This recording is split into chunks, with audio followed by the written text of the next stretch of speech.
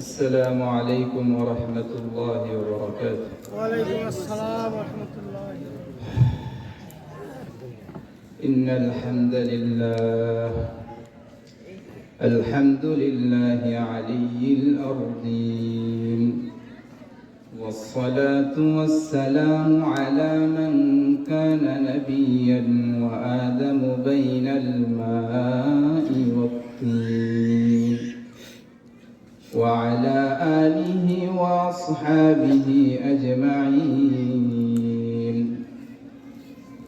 اللهم صل على محمد وعلى آل محمد كما صليت على إبراهيم وعلى آل إبراهيم إنك حميد مجيد.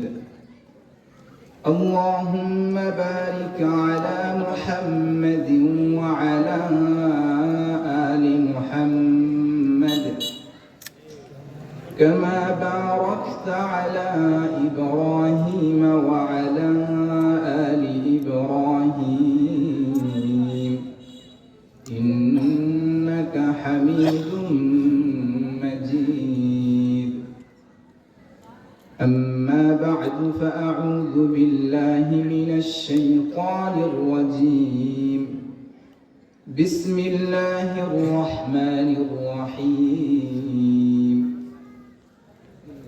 إن الذين قالوا ربنا الله ثم استقاموا تتنزل عليهم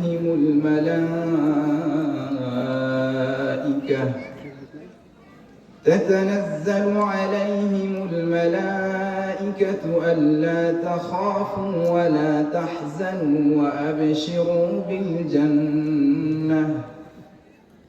وأبشروا بالجنة التي كنتم توعدون. صدق الله مولانا العظيم. الحمد لله। আল্লাহ তাআলা শুকরিয়া যে আল্লাহ সুবহানাহু ওয়া তাআলা আমাদেরকে দয়া করে মায়া করে নির্বাচিত করে হাজারো মানুষ থেকে যাচাই বাছাই করে তার ঘরে আসার তৌফিক দিয়েছেন। নামাজ আদায়ের পরে জান্নাতি বাগান কোরআনি নুরানি মাহফিলে বসার তৌফিক দিয়েছেন। দিল থেকে বলি আলহামদুলিল্লাহ। হাদিসের মধ্যে রাসূল আকরাম সাল্লাল্লাহু আলাইহি ওয়াসাল্লাম বলেন, ইন্নাল ইসলাম বাদা গরীবান। ইসলামের সূচনা, ইসলাম শুরু হয়েছে গরীবান, গরীব অবস্থায়, অপরিচিত অবস্থায়। ওয়া সায়াউদু কামা বাদা। অচিরেই ইসলাম আবার ফিরে যাবে যেভাবে ইসলাম শুরু হয়েছিল। অর্থাৎ ইসলাম যেরকম অপরিচিত ছিল, আজনবী ছিল, এমন একটা সময় আসবে যে সময় ইসলাম অপরিচিত হয়ে যাবে, আজনবী হয়ে যাবে। ফাতুবা লিল গুরাবা। এই সময় যখন আসবে, এই সময় তুবা সুসংবাদ হলো আল গুরাবা, লিল গুরাবা, গুরাবাদের জন্য। নবী পরের অংশে গুরাবা কারা এদের ব্যাখ্যা করে দিয়ে বলেন, ফাতুবা লিল গুরাবা ওহুম আল্লাযীনা ইউসলিহুনা মা আফসাদান নাস। গুরাবা কারা? গুরাবা হলো তারা যারা আমি নবী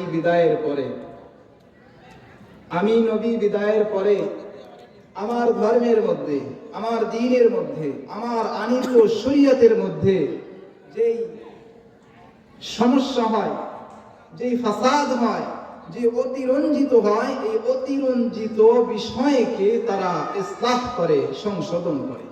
এরা হলো গুরাবা। এদের জন্য সুসংবাদ, এদের জন্য পরকালের শান্তি, এদের জন্য জান্নাতের সুসংবাদ। হাদিসটা আমি এজন্য বললাম, নবী আলাইহিস সালাতু ওয়াস সালাম আল্লাহু আকবার যখন দ্বীনের আলোচনা করতেন, যখন কি করতেন? দ্বীনের আলোচনা করতেন। সাহাবায়ে কিরাম অল্প কিছু সংখ্যক সাহাবী নবীর সামনে থাকতো, ঠিক না? যখন ইসলাম শুরু হইল তখন কয়েকজন সাহাবী নবীর সঙ্গে ছিল? অল্প কিছু সংখ্যক। আবু বকর, ওমর, উসমান, আলী, এরকম অল্প অল্প কিছু সাহাবী নবীর সামনে থাকতো। আর নবী এদেরকে নিয়ে ইসলামের বাণীগুলো নবী তাদেরকে শোনাইতেন। সুবহানাল্লাহ। আল্লাহু আকবার। ওই জামানায় নবী আলাইহিস সালাম তাদেরকে দ্বীনের কথা শোনাইতেন। অল্প কিছু মানুষ নবীর সামনে কি করত? থাকতো। তো বর্তমানেও এরকম হয়ে গেছে, মাঝে মাঝে দেখা যায় যে জুমার মসজিদে বা দ্বীনি কোনো মজলিসে বা মসজিদে যখন তাবলীগ আসে, তো আসার পরে মাগরিবের পরে এলান করে, ভাই দ্বীনি কিছু কথা হবে, আমরা যারা পারি একটু বসবো। কয়জন মানুষ বসে বলেন? কয়জন বসে? তারা যে 15 জন 20 জন সাথী আসে, এরাই বসে নিজের আলোচনা করে। আমরা মহল্লা থেকেও, আচ্ছা আমরা যে মসজিদ থেকে বের হয়ে গেলাম, দেখবেন বের হওয়ার পরে সে আহামরি গুরুত্বপূর্ণ কোনো কাজে নাই। চায়ের দোকানে, ঠিক না? সময়কে কি করে? নষ্ট করে। সময়কে কি করে? নষ্ট করে। আল্লাহ, অথচ সময়ের বড় দাম। আল্লাহ তাআলা বলেন, ওয়াল আসর, সময়ের কসম, ইন্নাল ইনসানা লাফি খুসর, দুনিয়ার সমস্ত মানুষ ধ্বংসের মধ্যে। ইন্নাল ইনসান, দুনিয়ার সমস্ত মানুষ ধ্বংস হবে। ইন্নাল ইনসানা লাফি খুসর, দুনিয়ার সমস্ত মানুষ ধ্বংস হয়ে যাবে। দুনিয়ার সমস্ত মানুষ ধ্বংসের পথে। ইল্লাল্লাযীনা আমানু, তবে সবাই ধ্বংস হবে না, সবাই পথ ধ্বংসের পথ না। ইল্লাল্লাযীনা আমানু, যারা ঈমান আনবে, ওয়া আমিলুস সালিহাত, এবং নেক কাজ করবে, এরা ধ্বংসের পথে না। ওয়াল আসরি, আল্লাহ তাআলা সময়ের কসম দিয়ে বললেন, ওয়াল আসরি, সময়ের কসম, ইন্নাল ইনসানা লাফি খুসর, দুনিয়ার সমস্ত মানুষ ধ্বংসের মধ্যে। আচ্ছা, সময় এমন কি জিনিস যে যেই জিনিস নিয়ে আল্লাহ তাআলা কসম খাইলেন? আমরা যদি কসম খাই, দামি জিনিস নিয়ে কসম খাই না? আল্লাহর কসম, ঠিক না? দামি জিনিস নিয়ে কসম খাই। অনেক সময় জেহালাতের কারণে, মূর্খতার কারণে মায়ের কসম খায়, বাবার কসম খায়, ঠিক না বেটি? আমার মাথার কসম, আমার চোখের কসম। মূর্খতার কারণে একটা ছোট মাসআলা পাক দিয়ে বলে দেই, কসম যদি দুনিয়ায় খাইতে হয়, কার নামে খাইতে হবে? একমাত্র কার নামে কসম? আল্লাহর নামে কসম খাইতে হবে। দুনিয়ার কোন মানুষের নামে কসম খাওয়া যাবে না। আল্লাহ তাআলা পক্ষান্তরে সময়ের কসম খাইলেন। আবার এদিকে শুনলাম আল্লাহর নাম ব্যতীত অন্য কারো নামে কসম খাওয়া জায়েজ নাই। আল্লাহ তাআলা বিভিন্ন সময়ে বিভিন্ন সূরার মধ্যে বিভিন্ন বস্তু নিয়ে কসম খায়। ওয়াত্তিন, তিনের কসম, আয-যাইতুন, যাইতুনের কসম, ওয়াশ-শামসি ওয়া দুহাহা, সূর্যের কসম, দুহা। বিভিন্ন সময় বিভিন্ন বস্তু নিয়ে কসম খায়। আস-সামাই যাতিল বুরুজ, বুরুজ বিশিষ্ট আসমানের কসম। ওয়াস-সামাই ওয়াত-তারিক, অনেক কসম আল্লাহ তাআলা খাইছেন। এটার উত্তর হলো, খালিকের জন্য মাখলুক নিয়ে কসম খাওয়া জায়েজ, কিন্তু মাগার মাখলুকে মাখলুকের কসম খাইতে পারবে না, ঠিক না? আমরা আসমানের কসম খাইতে পারবো না, আল্লাহ তাআলা পারবেন। তাহলে ইখতিয়ার, আমরা যদি কসম খাইতে হয়, কার নামে কসম খাইতে হবে? একমাত্র কার নামে? আল্লাহ তাআলা সূরার শুরুতে বললেন, ওয়াল আসর, কিসের কসম? সময়ের কসম। কিসের কসম? সময়ের কসম। সময় বড় দামি সম্পদ। সময় কি? আমরা পৃথিবীতে অনেক বড় ব্যক্তি দেখি, সেটা দুনিয়ার লাইনে হোক আর আখিরাতের লাইনে হোক, দুনিয়ার লাইনে হোক, আখিরাতের লাইন, দ্বীনি লাইনে হোক। এই ব্যক্তিরা মহান, এই ব্যক্তিরা অনেক বড় হয়েছে কোন কারণে জানেন? তারা সময়কে কাজে লাগাইছে। কোন জিনিসকে কাজে লাগাইছে? অর্থ না, নিজের মেধাও না।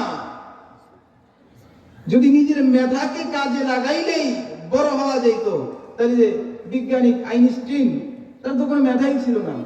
গাধা বইলা শিক্ষক তাকে স্কুল ক্লাসরুম থেকে বের করে দিয়েছেন। সে সময়কে কাজে লাগাইছে যে আরেকজন যদি যদি পারে আমিও পারবো, সেও মানুষ আমিও মানুষ, সে যদি পারে আমি কেন পারবো না? তার সময়কে কাজে লাগানোর কারণে যুগের শ্রেষ্ঠ বিজ্ঞানী হয়ে গেছে, ঠিক না? কোন কারণে? সময়কে।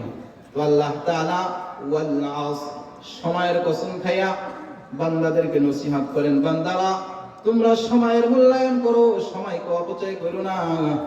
সময়ের দাম যদি দিতে পারো, সময়ের কদর যদি করো, তাহলে দুনিয়াও সফল কাম হইবা, আখিরাতেও সফল কাম হইবা।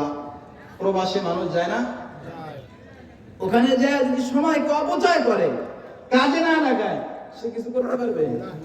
চালান পাতি নিয়ে আসতে পারবে না। পক্ষান্তরে সময়কে যদি কি করে? কাজে লাগায়। সময়কে কি করে? কাজে লাগায়। তাহলে 2, 4, 5 বছর 10 বছর পরে মাশাআল্লাহ অনেক কিছু নিয়ে দেশে। সময়কে কি করা? কাজে লাগা। সময় বড় দামি সম্পদ। এই সূরার তাফসীরে মারিফুল কোরআনের মধ্যে জগৎ বিখ্যাত মুফতি শফি রহমাতুল্লাহি আলাইহি বলেন যে এই সূরা এত দামি সূরা, এই সূরার তাৎপর্য এত, আল্লাহ তাআলা যদি আর কোন সূরা নাজিল না করতেন, আর কোন আয়াত নাজিল না করতেন, কোরআনের আর কোন অংশ নাজিল না করে শুধু সূরা আসর ওয়াল আসরি ইন্নাল ইনসানা লাফি খুসর এতটুকু আল্লাহ তাআলা নাজিল করতেন, মানব জাতির জন্য যথেষ্ট হয়ে যায়। সুবহানাল্লাহ, এত দামি সূরা। আল্লাহু আকবার। তো সময়কে কাজে লাগানো, সময়কে কি করা?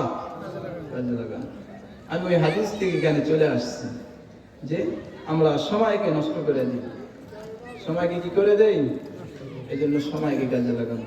আল্লাহ আমাদেরকে সময়কে কাজে লাগানোর তৌফিক দান করুন, আমিন। জান্নাতে যারা যাবে এদের কোনো আফসোস থাকবে না, এদের কোনো কি থাকবে না? আফসোস থাকবে জান্নাতে যাওয়ার পরে? কথা কয় না কেন? আফসোস থাকবে? হ্যাঁ, আফসোস একটা থাকবে।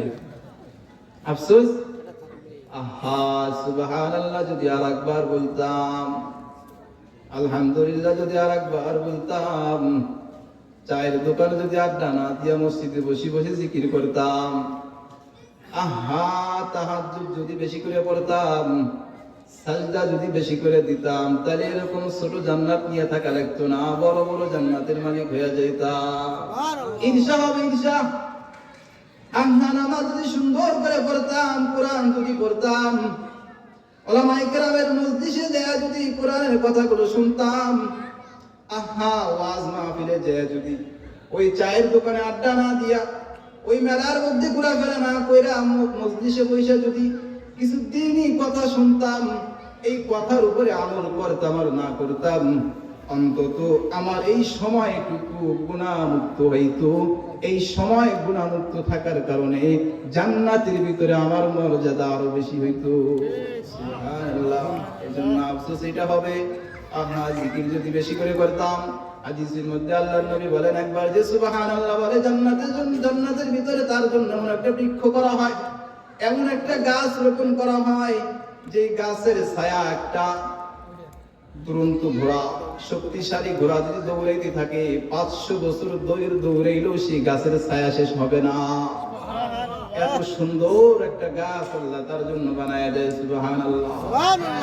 যদি একবার কুল হু আল্লাহ বলে জান্নাতে তার জন্য সুন্দর একটা বাড়ি নির্মাণ হয়ে যায়। সুবহানাল্লাহ।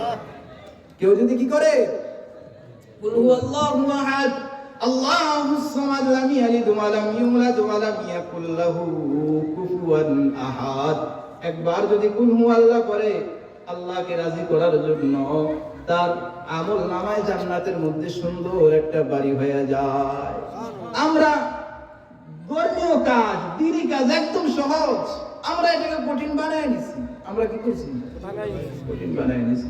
কথার কথা, আমাদের মা দুনিয়ায় নাই, আমাদের বাবা দুনিয়ায় নাই, আমাদের দাদা দাদি নানা নানি দুনিয়ায় নাই। এখন তাদের কথা স্মরণ হয়েছে, তো তাদের জন্য একটু দোয়ার আয়োজন করতে হবে। কি করি? বিশাল আয়োজন করি, আত্মীয় স্বজন সব খবর দিয়ে নিয়ে আসি, ঠিক না বেটি? আহা কত টাকা পয়সা নষ্ট করে দেই, অথচ যখন দাদির কথা স্মরণ হয় 3 বার কুল হু আল্লাহ পড়েন, এক খতম কোরআনের সওয়াব দাদির কবরে চলে যাবে। যখন মায়ের কথা স্মরণ হয় 3 বার কুল হু আল্লাহ পড়েন, এক খতম কোরআন সওয়াব মায়ের কবরে চলে যাবে।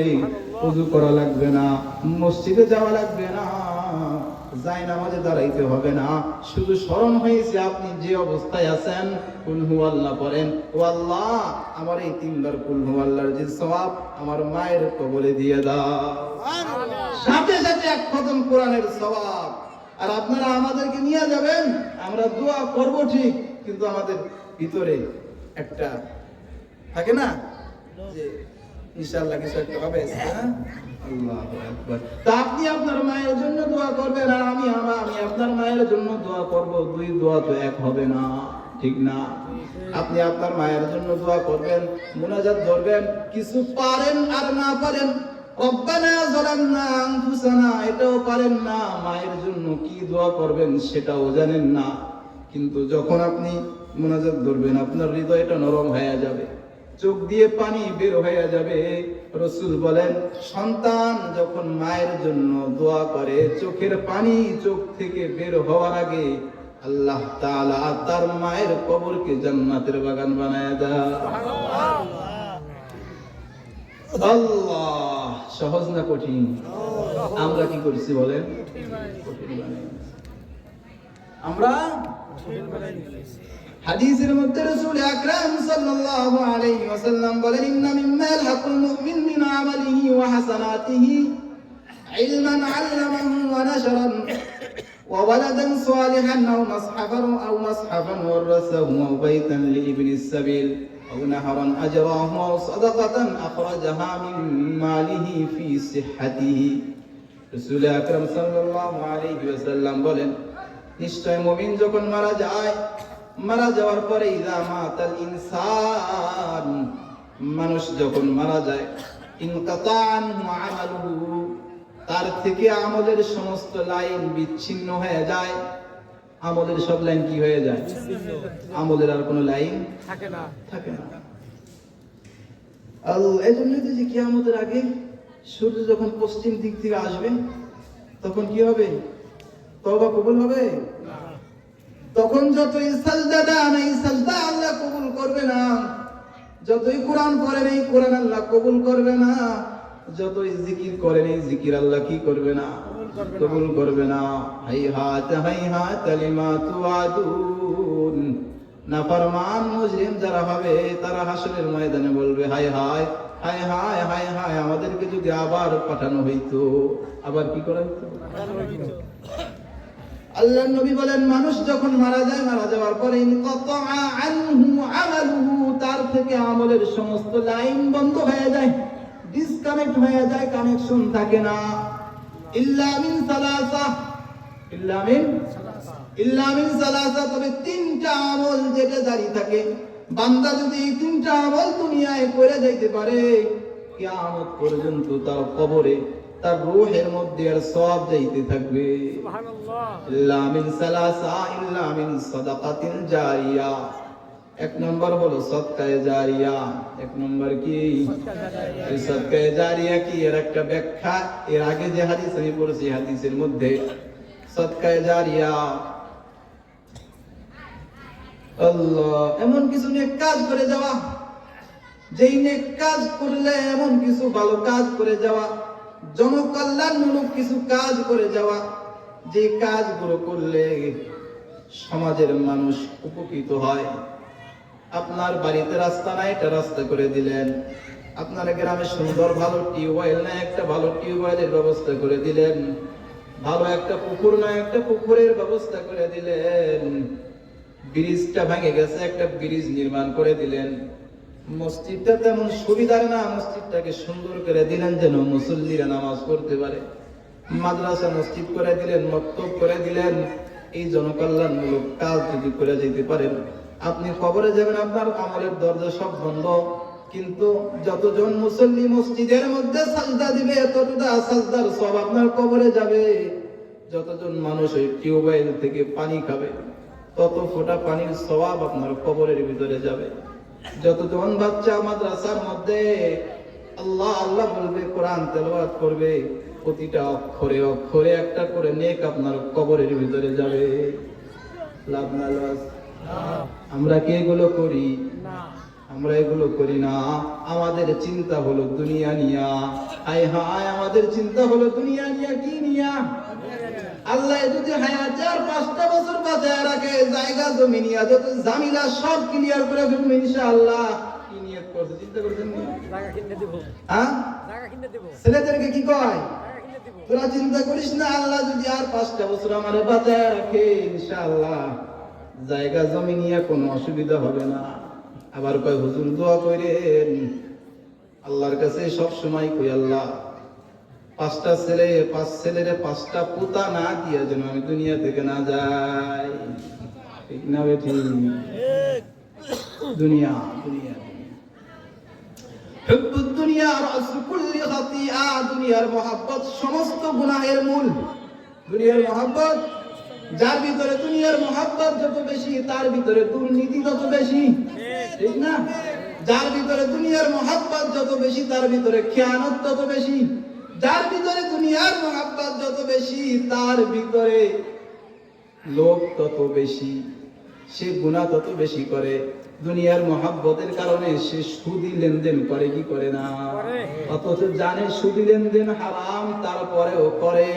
কারণ কি, সে দুনিয়ার মহব্বতে পড়ে গেছে। হুব্বুকা শাইয়ুমি ওয়া ইউসিম, যেই জিনিসের প্রতি মানুষ মহব্বতে আসক্ত হয়ে যায় ওই জিনিসটাকে অন্ধ বানায় দেয়, বধির বানায় দেয়। ঠিক না বেটি?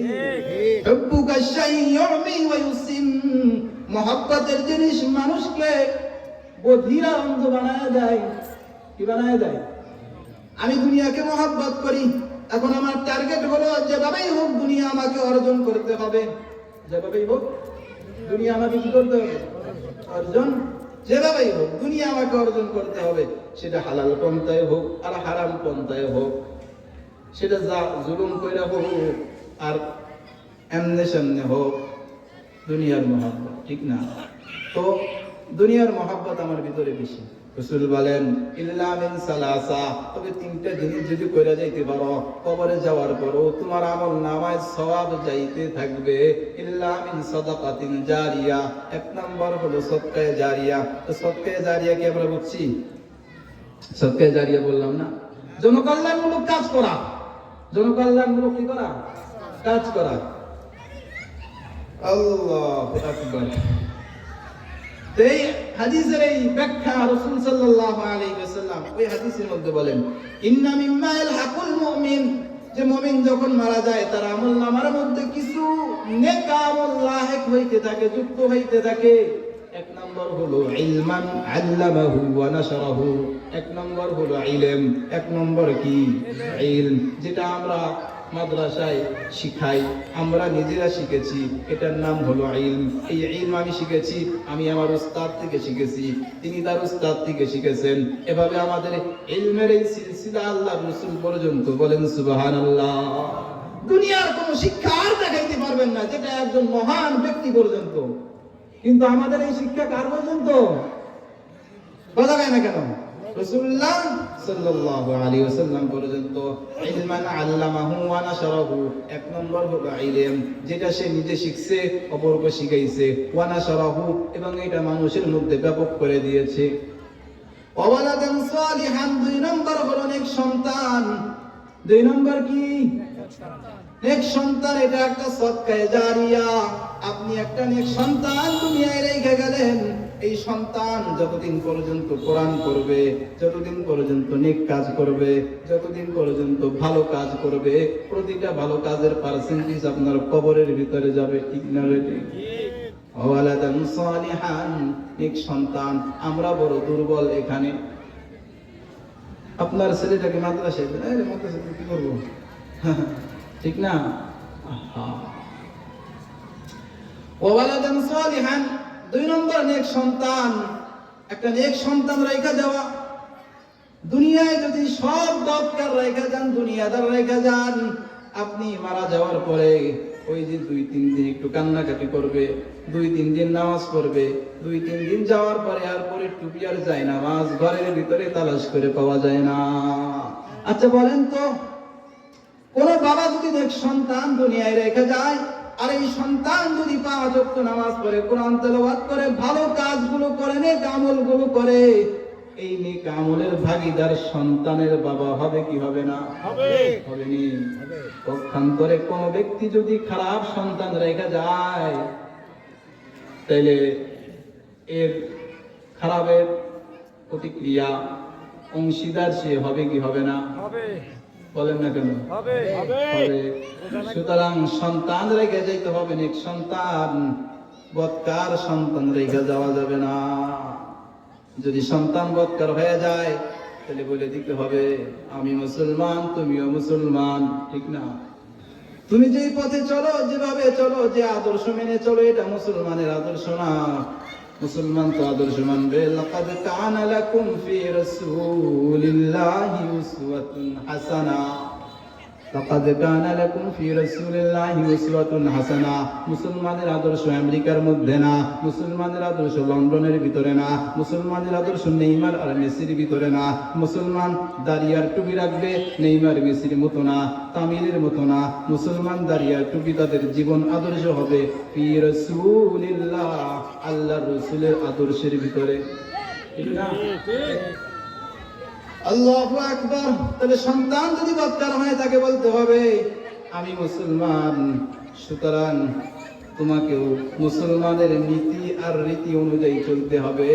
যদি এইভাবে চলতে পারো তাহলে তুমি আমার সন্তান, আর যদি এইভাবে চলতে না পারো তুমি আমার সন্তান বলে পরিচয় দিব না।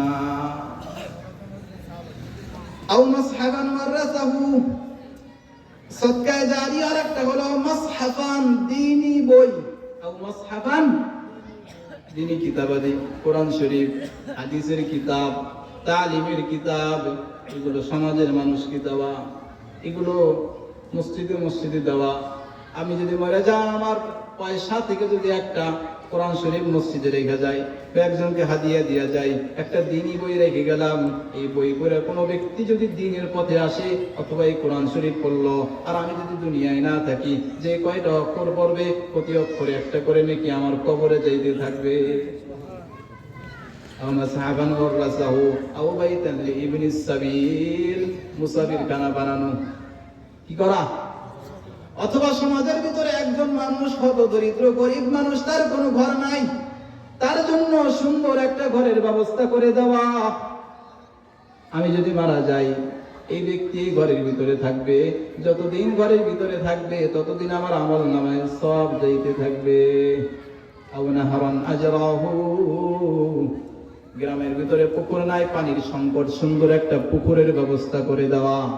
আও সাদাকাতান আখরাজাহা মিন মালিহি, এবং ওই সদকা যেটা সে তার মাল থেকে বের করেছে সুস্থ অবস্থায়, যেটা সে তার মাল থেকে কি করছে, বের করছে সুস্থ অবস্থায়। আল্লাহু আকবার। এজন্য দুনিয়া, সব দুনিয়ার পাগল, এই দুনিয়ার পাগল থেকে এই কথাগুলো এখানে আসছে। তো দুনিয়ার পাগল হওয়া যাবে না, আখিরাতের পাগল হইতে হবে না। দুনিয়ার পাগল হইলে কি হয়, ওই যে সমস্ত গুনাহের কাজ আমার দ্বারা সহজ হয়ে যায়, আমাকে বাধ্য করে গুনাহ করার জন্য। দুনিয়ার পাগল হয়েছে তো সুদি লেনদেনে আমি জড়িয়ে গেছি। অথচ আল্লাহ তাআলা বলেন ইয়া আইয়ুহাল্লাযীনা আমানুত্তাকুল্লাহ, হে ঈমানদাররা তোমরা আল্লাহকে ভয় করো। ওয়াযারু মা বাকিয়া মিনার রিবা, সুদি লেনদেন থেকে তোমরা সরে যাও, সুদি কারবার কইরো না। ইন কুনতুম মুমিনিন, যদি তোমরা কামেল ঈমানদার হইতে চাও, যদি তোমরা কি হইতে চাও, ইয়া আইয়ুহাল্লাযীনা আমানুত্তাকুল্লাহ, হে ঈমানদারগণ তোমরা আল্লাহকে ভয় করো। ওয়াযারু মা বাকিয়া মিনার রিবা, সুদি কারবার ছেড়ে দাও।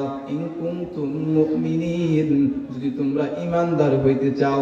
আজকের সমাজের বহু মানুষ 5 ওয়াক্ত নামাজ পড়ে, তাহাজ্জুদ পড়ে, মাশাআল্লাহ, দেখলে মনে হয় বাইজিদ বুস্তাবি, খাজা মঈনুদ্দিন চিশতি, মাগার সুদি লেনদেনে জড়িত আছে না না? আছে।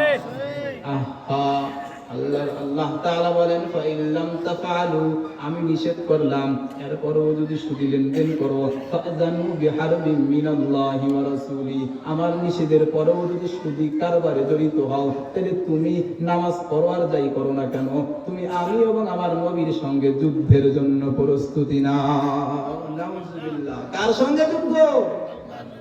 আল্লাহ তাআলা বলেন, আর পরও যদি সুদী কারবারে জড়িত হও তাহলে ফাযানু বিহারবিন মিনাল্লাহি ওয়া রাসূলিহি, আল্লাহ এবং আল্লাহর রাসূলের সঙ্গে যুদ্ধের জন্য প্রস্তুতি নাও। আহা, আমি যুদ্ধ করি কার বিরুদ্ধে? আল্লাহর বিরুদ্ধে, আল্লাহর নবীর বিরুদ্ধে। আচ্ছা, যেই ব্যক্তি আল্লাহর নবীর বিরুদ্ধে যুদ্ধ করে, যেই ব্যক্তি সরাসরি স্বয়ং আল্লাহর বিরুদ্ধে যুদ্ধ করে, এই ব্যক্তির নামাজ কত কোন কাজে আসবে? এই ব্যক্তির তাহাজ্জুদ কোনো কাজে আসবে নি, এই ব্যক্তির হজ কোনো কাজে আসবে নি, এই ব্যক্তির জিকির কোনো কাজে আসবে নি, কোরআন তেলাওয়াত কোনো কাজে আসবে নি। আসবে? সোজা জাহান্নাম। কোথায়? জাহান্নাম, সোজা জাহান্নাম। জাহান্নাম। এজন্য দুনিয়ায় ভালো কাজ করার দরকার আছে না নাই? দুনিয়া থাকার জায়গা? কেউ থাকতে পারবো? কেউ থাকতে পারছে? হাজারো চেষ্টার পরে চিরজীবন থাকবে না। ওই যে একজনে মাইকেল জ্যাকসন, সে চ্যালেঞ্জ করেছিল কত বছর বাঁচবে? 150 বছর। কয় বছর? 150 কোটি কোটি বিলিয়ন ডলার খরচ করছে, কিন্তু তার ছিল কত বছর বয়সে মারা গেছে? 50। কততে? 150 বছর তো দূরের কথা, 100-এর কাছেও যাইতে পারে নাই। সুতরাং দুনিয়া থাকার জায়গা না, সবাইকে যাইতে হবে। যেহেতু যাইতে হবে তাহলে একটু ভালোভাবে থাকি, ঠিক না? দুনিয়া এমনি সামনে পার হয়ে যায় আর কি, এক বেলা খাইলাম আর এক বেলা না খেয়ে থাকলাম, পার হয়ে যাবে। কিন্তু আখিরাতে এই সিস্টেম আছে না। وفصيلته التي تؤوي ومن في الأرض جميعا ثم ينجي। সূরাতুল মাআরিজের মধ্যে আল্লাহ তাআলা বলেন যে আযাব এত কঠিন হবে, আযাব এত ভয়াবহ হবে যে পিতা সে চাইবে আমি আমার সন্তানকে আল্লাহ তাআলার কাছে মুক্তিপণ দিয়া আমি জান্নাতে যাই। পিতা জাহান্নামের আসামি হয়ে গেছে, এখন সে চাইবে যে আমার সন্তানকে মুক্তিপণ হিসেবে নেন। ও আল্লাহ, দুনিয়ায় সন্তানকে খুব আদর করে বলছি, এই জাহান্নামের আযাব আমি সইতে পারবো না, সন্তানকে জাহান্নামে দেন আর আমাকে মুক্ত করে দেন। কি অবস্থা বলেন না? ভয়াবহ অবস্থা না? আল্লাহু আকবার। তাহলে দুনিয়া এইভাবে হোক, এইভাবে হোক, যেমন হোক একটু পার হওয়া যায়, কিন্তু আখিরাতে এমনি সামনে এইভাবে সেইভাবে পার হওয়ার কোনো সিস্টেম নাই। আখিরাতের জন্য আহসানু আমালা এবং সলিড আমল দরকার। কি দরকার? সলিড আমল দরকার। আল্লাহ তাআলা আমাদের সকলকে আখিরাতের পুঁজি নিয়ে দুনিয়া থেকে যাওয়ার তৌফিক দান করুন। দুনিয়ায় আল্লাহ তাআলা আল্লাহর নবী সাল্লাল্লাহু আলাইহি ওয়াসাল্লাম যেভাবে চলার জন্য বলেছেন, সাহাবায়ে কেরাম যেভাবে চলেছেন, তাবিঈরা যেভাবে চলেছেন, আল্লাহ পাক আমাদেরকে সাহাবাদের পদাঙ্ক অনুসরণ করে নবীর তরিকা অনুযায়ী দুনিয়ায় চলবার তৌফিক দান করুন। সমস্ত গুনাহ থেকে বেঁচে থাকার তৌফিক দান করুন। আজকের এই মাহফিল যুবকদের মাহফিল, ঠিক না? সমাজের যত অপকর্ম, হাঙ্গামা দাঙ্গামা মারামারি রক্তপাত কারা করে? 80 বয়সের বুড়ারা, আমাদের মতো তারা যুবকরা। যুবকরা যদি ভালো হয়ে যায় গোটা দেশ ভালো হয়ে যাবে। গোটা দেশ না, গোটা বিশ্ব ভালো হয়ে যাবে। থানবী রহমতুল্লাহ আলাইহি তার মালফুজাতের মধ্যে লিখছেন, একজন মা পারে গোটা দেশকে সন্ত্রাস মুক্ত করতে। কিভাবে? তার সন্তানকে সে যদি সুশিক্ষায় শিক্ষিত করে, আদর্শবান বানায়, তাহলে গোটা দুনিয়ার সমস্ত মারা যদি তাদের সন্তানকে আদর্শবান বানায়, মারামারির দরকার আসেনি, কাটাকাটির দরকার আসেনি। তাহলে যেই যুবকরা আগে গান করতো তারা এখন মাহফিল দেয়, আপনারা খুশি না বেজার? খুশি তো? এদেরকে সহযোগিতা করার দরকার আছে না নাই? করবেন তো ইনশাআল্লাহ। সবচেয়ে বড় সহযোগিতা হলো দোয়া। সবচেয়ে বড় সহযোগিতা কি? দোয়া। আপনারা আমাদের জন্য, যুবকদের জন্য বেশি করে দোয়া করবেন। আল্লাহ আমাদের সমাজের যুবকদেরকে ভালো বানায় দাও, হেদায়েত দিয়ে দাও, 5 ওয়াক্ত নামাজি বানায় দাও। আল্লাহ আমাদের সকলকে দুনিয়ার পাগল না বানায় আখিরাতের পাগল হওয়ার তৌফিক দান করুক। সুন্নতি জিন্দেগি ইখতিয়ার করার তৌফিক দান করুক। আমিন ওয়া আখির দাওয়ানা আলহামদুলিল্লাহ। আসসালামু আলাইকুম ওয়া রাহমাতুল্লাহ।